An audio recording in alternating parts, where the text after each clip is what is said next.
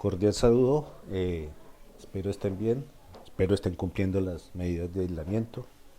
Mucho cuidado con los familiares, adultos mayores. Pronto si tenemos espacio charlamos un poquito de eso desde el punto de análisis de brotes. Hoy nos compete la clase donde vamos a comentar los aspectos básicos de lo que son los ensayos clínicos. Un ensayo clínico es una evaluación experimental de un producto, sustancia, medicamento, técnica diagnóstica o terapéutica a través de su aplicación en seres humanos y que pretende valorar su eficacia y su seguridad. Se hace hincapié en el concepto experimental. No es algo observacional solamente. No estamos solamente observando los individuos en lo que ya les pasó o en lo que les va a pasar. No solamente eso, sino que se intervienen, se aplica, se hace una experiencia, se construye la realidad aplicando ciertas sustancias, medicamentos, técnicas diagnósticas, etc. Es una evaluación experimental planeada, no es que estamos revisando algo que pasó fortuitamente, es deliberada y es diseñada para responder las preguntas sobre eficacia y seguridad de un producto, sustancia o medicamento, técnica diagnóstica o terapéutica o nueva forma de utilización. No solamente es para medicamentos, también puede ser para nuevas prácticas, para nuevas técnicas de manejo quirúrgico, etc.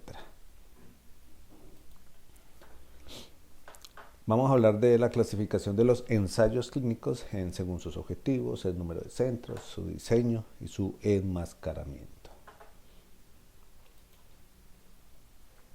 Básicamente se habla de 4 fases en el estudio. En 4 fases en la experimentación, en las cuales en cada una de ellas se hacen los respectivos ensayos. En la fase 1 se dice que hay un ensayo clínico fase 1 cuando ya pasa a seres humanos. De ahí para atrás han tenido que hacer investigaciones a nivel de laboratorio, con células, pronto posteriormente con animales, especies pequeñas, luego con otros animales, especies más parecidos a los seres humanos, hasta que por fin llega a los seres humanos y es donde ya tenemos un ensayo clínico fase 1. En esta fase se está hablando de información sobre el efecto, pero muy centrados en la seguridad del producto. De hecho, en esta fase no suele hacerse tanto énfasis en los pacientes, generalmente se incluyen pacientes sanos, porque lo que más que se está buscando es cómo procesa el cuerpo la sustancia, cómo asimila la intervención. Y básicamente lo que se estaba buscando es ver si se puede continuar, si es seguro el tratamiento que se está aplicando y cómo ir orientando diseños de ensayos posteriores en otra fase. Pero en este caso el énfasis está en la seguridad. Generalmente, como les digo, en pacientes sanos, uno que otro paciente a veces forma parte. A veces pacientes ya en estado terminal que tratan de buscar una alternativa a la historia natural de su enfermedad. Ya en la fase 2, definitivamente incluyen pacientes, se buscan pacientes, porque ya se ha demostrado relativa confiabilidad en la seguridad, todavía no es definitiva.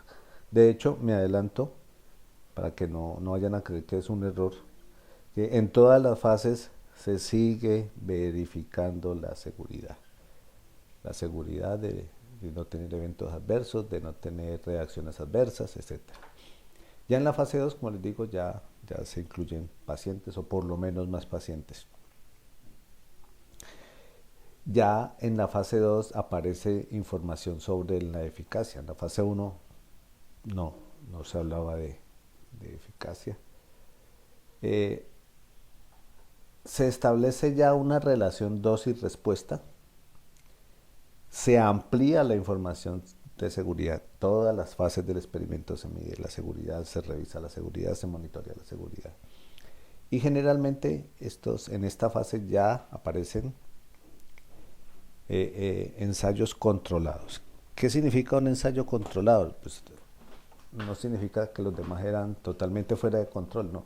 Aquí el controlado tiene que ver con que hay pacientes a los que se les aplica la intervención y hay otros pacientes que son el grupo control a los que no se les aplica la intervención. Ese es el control del experimento. Y aleatorizado significa que la asignación de los pacientes a si van a ser del grupo de control o del grupo de tratamiento se hace de manera aleatoria. Aún, por ser la fase 2, se está haciendo un tamaño de muestra pequeño. Fase 3. En la fase 3 de los experimentos se evalúa la eficacia y la seguridad del paciente, riesgo-beneficio, todavía, eso es lo mismo. Se intenta reproducir en condiciones de uso habituales. Ya no es solamente el paciente que está en un hospital, ya no es el paciente que está totalmente observado, porque ya es un tamaño de muestra mayor, ya es un tamaño representativo de la población objetivo del producto o de la intervención. Ya de aquí para acá adelante siguen siendo controlados y aleatorizados. Ya quedó claro que es controlado y aleatorizado. La fase 4 es después de la comercialización. O sea, los estudios fase 4 ya se hacen con pacientes que están usando el medicamento, el cual ya ha sido comercializado. Pero aún así, se sigue monitoreando la seguridad. Como le dije, en todas las fases se monitorea la seguridad. Pero ahora ya se evalúa la relación costo-efectividad. Ya tenemos información del costo, cuánto le cuesta el servicio de salud, porque no es solamente lo que el paciente pague por copago, ni lo que pague en la farmacia en caso de que le toque pagarlo, es el costo como sociedad de producir ese medicamento y relacionarlo con qué beneficios se reciben. Y ahorita sí son perfectamente controlados y aleatorizados. Ya esto se vuelve más riguroso en esta fase 4. Aquí hay un monacho un poco borroso. Cada renglón es una de las fases. Entonces se ve cómo los estudios, la fase 1 es corta, la fase 2 va mejorando la cantidad, ya llegan a 12 meses. El tamaño de muestra arranca muy bajito y termina siendo un tamaño de muestra más grande. En todas las fases se mide la seguridad. Eso es transversal a todas las fases del ensayo clínico. Van cambiando. En la fase 1 es cómo lo procesa, cuáles son los efectos secundarios. El tema de seguridad es muy importante, lo más importante acá. Está funcionando bien, cuánto hay que administrar. Ya en la fase 2 se habla de la dosis. Se sigue preguntando en la fase 3 si está funcionando bien. Ya en la fase 3 hay unos pequeños cálculos de el beneficio contra el riesgo. Si el estudio da satisfactorios resultados en la fase 3, ya se puede ir solicitando la aprobación a la Federación Americana de Drogas. Se presenta la solicitud, se envía en aproximadamente 6 meses a 12 meses. Se aprueba la solicitud si cumple con todos los criterios de seguridad, toda la información. y ahí sí se puede liberar al público, que es donde se hace la cuarta fase del experimento.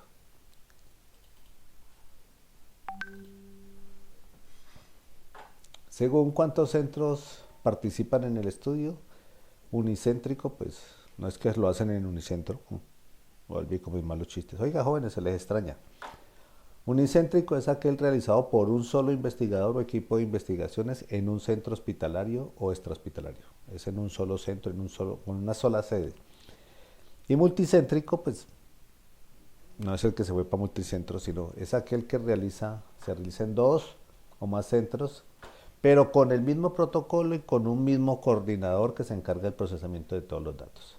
No significa que el mismo experimento se hace aquí y se hace allá, no. Y que los de acá son unos y los de allá son otros, no. Significa que hay varios centros, varios hospitales, pero que están siendo coordinados por un mismo equipo de análisis. Según la metodología, si es controlado o no, el control se refiere a un grupo testigo, un grupo que no recibe tratamiento, o que si de pronto recibe algo, recibe placebo. Eso es un ensayo controlado. La selección y los periodos de tratamiento en el grupo de control y en el grupo experimental tienen que ser simultáneos en manera ideal, que sean en el mismo tiempo.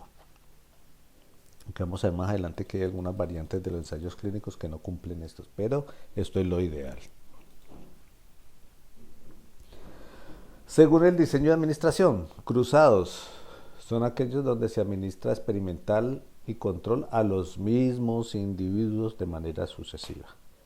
De manera que cada sujeto será su propio control. No es aplicable a todas las intervenciones, solamente algunos donde la intervención pues sea por un solo tiempo y no quede rezago de esa intervención, o donde se haga primero el control y luego la intervención, y entonces el mismo paciente va a hacer su comparación antes de tomarse el tratamiento, pues se van a medir sus respuestas y luego de medirse el tratamiento, sus respuestas, donde pues se espera buscar reducir algunos sesgos, pero también se incurre en otros. Distintos grupos de sujetos reciben de manera simultánea distintos tratamientos. Estos son ensayos clínicos en paralelo. Y secuencial, el número de sujetos no está predeterminado, se va obteniendo a lo largo del mismo. El estudio se termina cuando se establezca una diferencia significativa entre los grupos. Entonces estos son experimentos donde los pacientes van entrando, van saliendo, se van recibiendo otros, pero no se hacen en paralelo las distintas observaciones.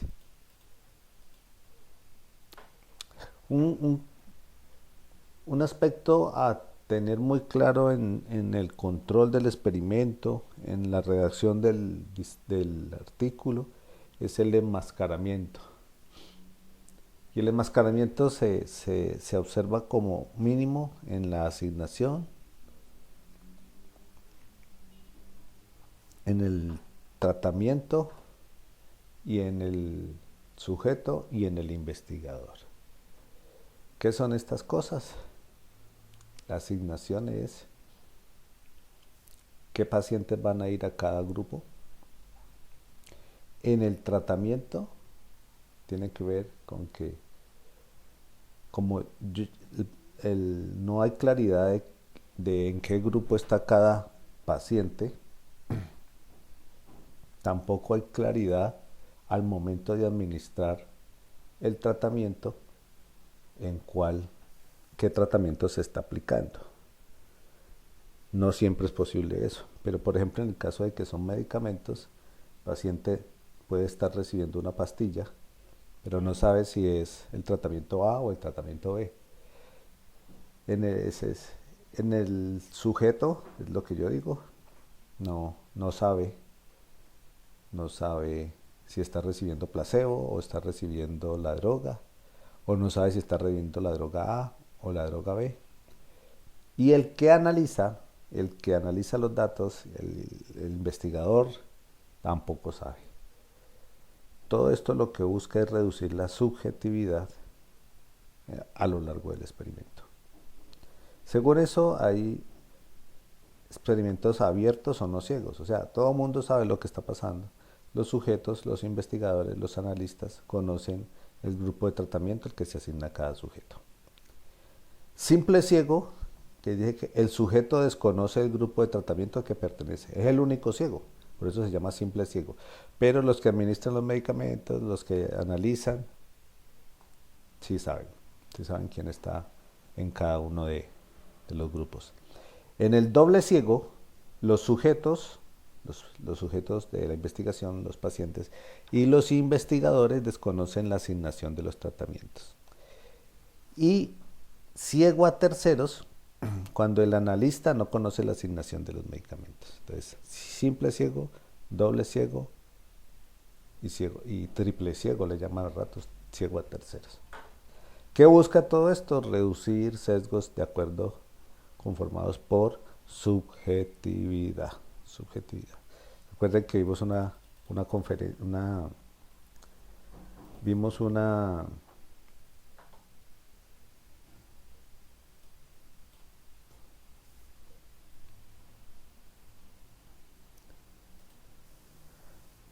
una diapositiva en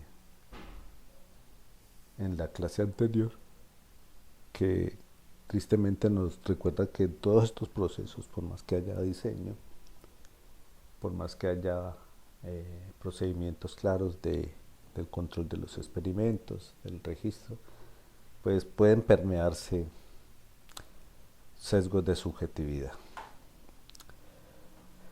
Hablemos un poquito de las poblaciones de los experimentos y vamos, si me permiten, lo voy a hacer al revés.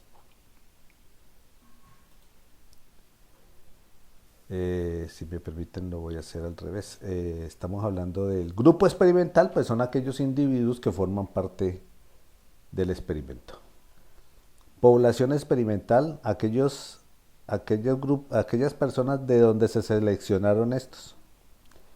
Y la población de referencia es aquella población hipotética, porque uno a veces puede decir, no, son todos los de Colombia, son todos los del mundo, son todos los de América, o son todos los individuos de una población que de pronto es mucho más grande, que de pronto su tamaño de muestra ni siquiera es conocido, su tamaño de población no es conocido, pero que es a donde se quieren extrapolar las conclusiones a las que se llegue en esta investigación de acá.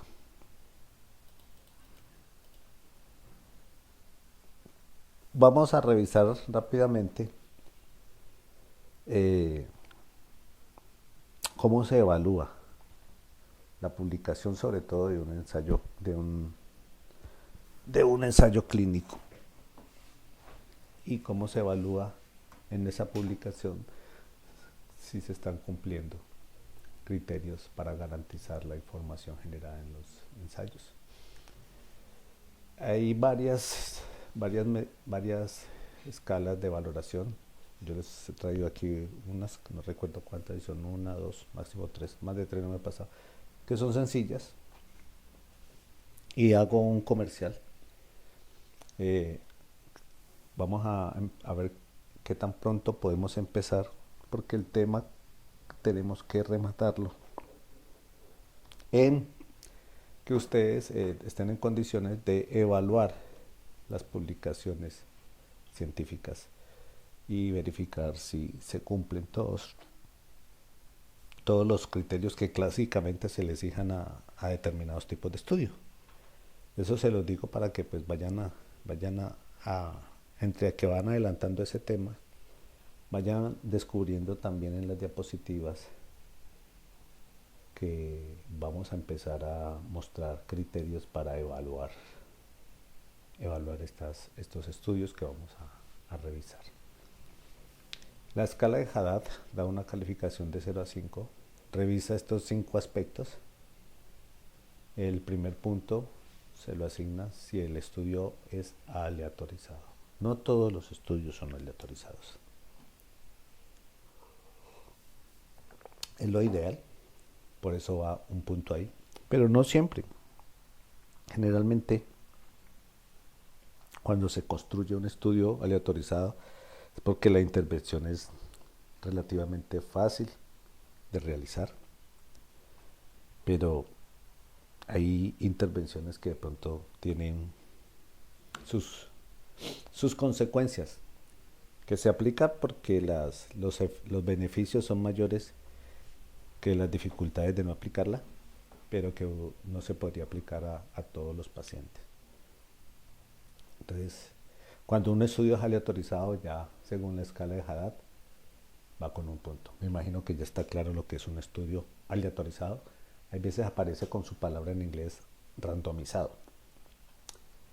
Que el estudio sea doble ciego, ya le da otro puntico. Recuerden que doble ciego es que ni los sujetos ni quienes están aplicando los tratamientos saben a qué tratamiento fue asignado cada paciente. El otro punto tiene que ver con la descripción de pérdidas y retiradas, o sea, si se describieron muy bien los pacientes que murieron, los pacientes que abandonaron el tratamiento, que se retiraron del estudio. Otro punto es la descripción y adecuado método de aleatorización. Ese es otro aspecto a evaluar y que les da un punto más. Y por último, las condiciones de enmascaramiento. Si ustedes se ponen a ver, aquí hay básicamente dos aspectos: aleatorización y cegamiento. No hay más.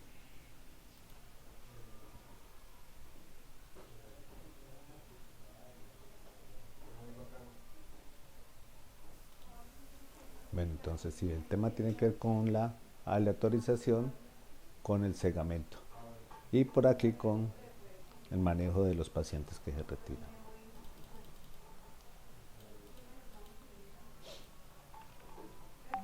Diferentes aspectos en la evaluación. Primero que todo, la validez del diseño. Tamaños de muestra. Ay, me duele algo por acá. Realización del ensayo clínico. Tiene que ver con cómo se ejecutó, qué procedimientos de control se tienen y evidencias de ese control en relación a la aplicación de los tratamientos, al seguimiento de los pacientes, etcétera, etcétera, etcétera. Y por último, la calidad del informe, porque se puede haber hecho muy bien esto, pero si el informe no es bueno, pues se pierde la información, se pierde la credibilidad.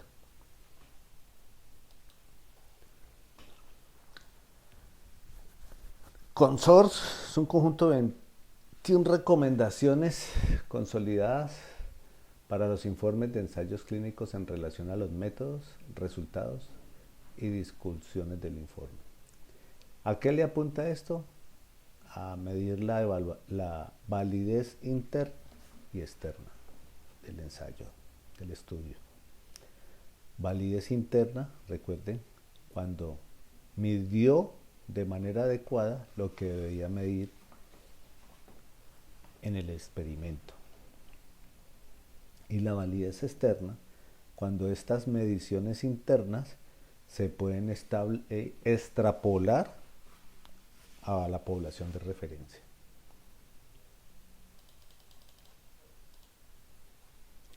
La intención de tratar tiene que ver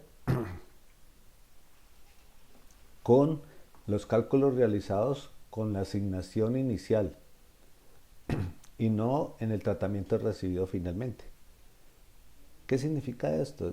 Hay muchas situaciones en las que esto se puede dar y tiene que ver con que el paciente abandona el tratamiento porque no lo soportó o porque creyó que no le estaba sirviendo.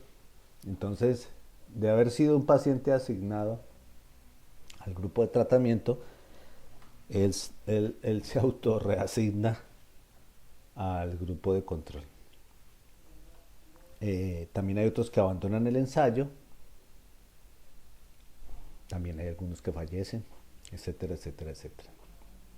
La intención de tratar tiene que ver con los cálculos de manera que se tenga en cuenta el diseño del ensayo y no con las cosas que pasaron después.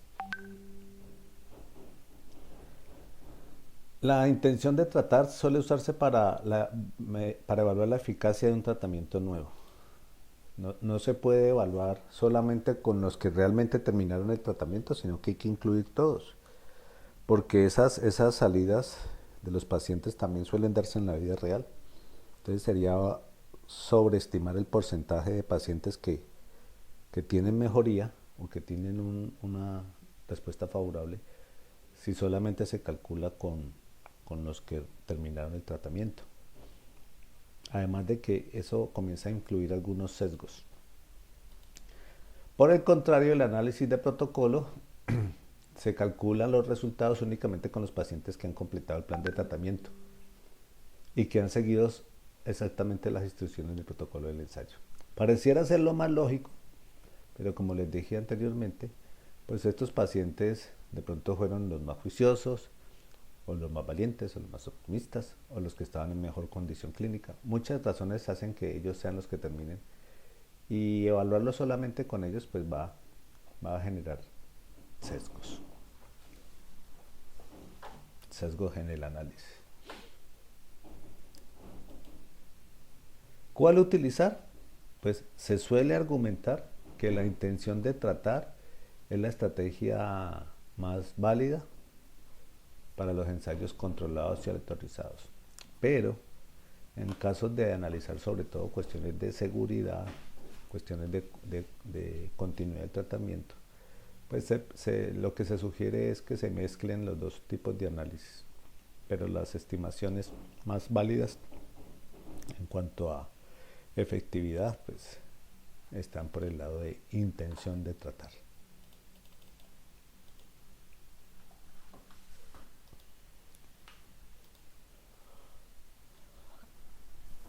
¿Por qué tomarse la molestia de hacer ensayos clínicos controlados, aleatorizados? Sí, habíamos visto que hacer estudios de casos y controles, pues comparado con un estudio de casos de control, esto es algo muy elaborado. Y hacer estudios ecológicos pues también es mucho más práctico que hacer ensayos clínicos controlados, aleatorizados. ¿Qué sucede? Que aquí tenemos mejor calidad de información, la posibilidad de sesgo en un ensayo clínico controlado, aleatorizado, bien administrado, bien regulado, es mucho menor. La validez interna, después de que se tenga clara definición de objetivos, asignación aleatoria, seguimiento adecuado, análisis de intención para tratar, va a ser alta. Y el cegamiento, la observación de que los grupos sean comparables, la uniformidad del tratamiento en los distintos grupos, todos estos aspectos hacen que de los estudios que hemos visto hasta ahora, que son los estudios básicos, no alcanzamos a ver en el curso todos, el ensayo clínico controlado aleatorizado sea el que da mayor información sobre la efectividad de una intervención, porque los riesgos de sesgo son menores y porque se está controlando efectivamente para lograr que la diferencia del resultado entre el grupo control y el grupo tratamiento en lo posible sea explicada por la diferencia de tratamiento que se recibió. Entonces, entre los grupos de los tipos de estudio que hemos visto, pues esta es la fresa del pastel. Esta es la que da más validez interna y validez externa. ¿Cuáles son las medidas que se utilizan para medir el efecto de lo que se está queriendo poner a prueba? El riesgo relativo, la reducción absoluta del riesgo.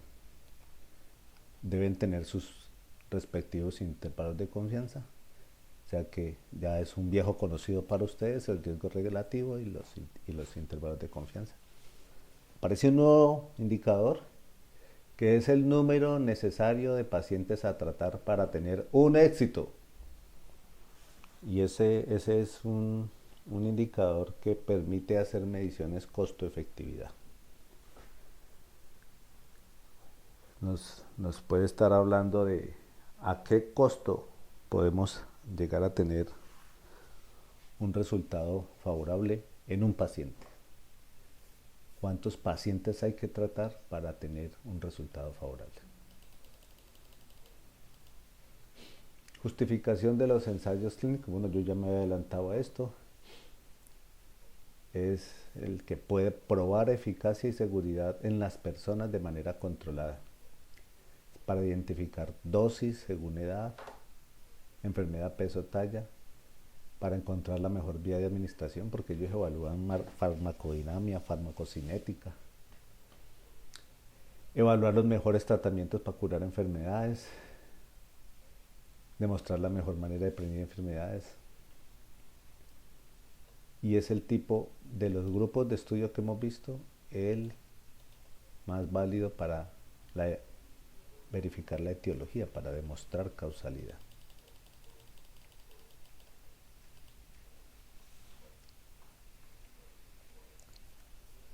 El valor terapéutico de un medicamento debe demostrarse mediante pruebas científicas y no mediante la extrapolación de los resultados de fármacos similares. Es decir, cada nuevo producto que haya cambiado en algo, su fórmula química, su composición química, no se puede decir, no, como esto se parece a este señor de allá, pues es válido, ¿no? Si le modificó la composición química, si está variando la técnica, tiene que tener su propio ensayo clínico controlado, tiene que tener sus propios ensayos clínicos.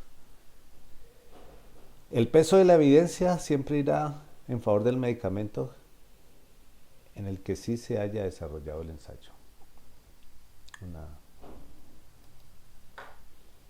Y aquí está algo de bibliografía. Bueno, jóvenes, los extraño, me hacen falta. Espero de pronto poder llegar a otras plataformas en las que podamos interactuar.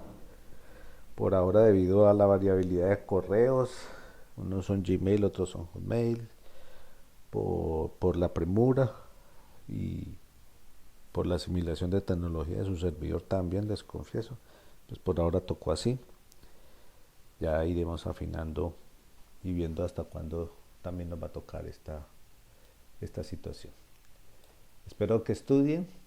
Ya les dije a dónde vamos a apuntar, como van a tener algo de, no van a estar en tantas clases. Sé que tienen que estudiar, sé que deben haber estado en clases virtuales, pero para que me entiendan un poquito de lo que vamos a terminar del resto del curso, vamos a seguir viendo teoría, pero lo más rápido posible vamos a vernos a cómo se aplica todo esto en la lectura crítica de artículos científicos. Ese es el objetivo que vamos a seguir persiguiendo de aquí en adelante. Nos toca ver unos 2 o 3 más tipos de estudios y arrancamos con ese objetivo.